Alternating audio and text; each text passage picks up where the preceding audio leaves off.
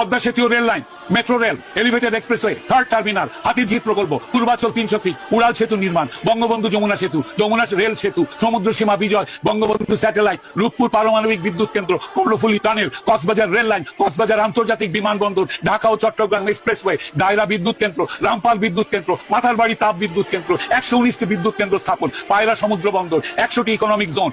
560টি model মসজিদ, 1681টি মাদ্রাসা ভবন নির্মাণ, কওমি মাদ্রাসার স্বীকৃতি, উন্নয়নশীল দেশের উন্নতিকরণ, রোহিঙ্গাদের আশ্রয়দান, সমস্ত দেশকে রেলওয়ের আওতায় আনার উদ্যোগ, ফ্লাইওভার নির্মাণ, মহাসড়কগুলোকে 4, 6 ও 8 লাইনে উন্নীত করা, এশিয়া হাইওয়ে রোড প্রকল্প, ঘরে ঘরে বিদ্যুৎ, ফ্লাইওভার, নদী ভাঙ্গন রোধ, শ্রমিকের মজুর বৃদ্ধি, বয়স্ক ভাতা, মাতৃত্বকালীন ভাতা, বিধবা ভাতা, মুক্তিযোদ্ধা ভাতা, শিক্ষা ভাতা, প্রতিদ্বন্দ্বী ভাতা, স্বামী পরিত্যক্তদের ভাতা, জেলেদের খাদ্য সহায়তা, ইমামদের ভাতা, বাসস্থান, বৈশাখী ভাতা, ডিজি কার্ড, আরো অজস্র। আমার দম কুলাচ্ছে না এতগুলো পড়তে। 15 বছরে যদি এতগুলো কাজ কেউ করে থাকে, তাকে কোন চক্রান্তকারী এই টাকা পাচার করার দেয়? আর সে যদি ডিক্টেটর হয়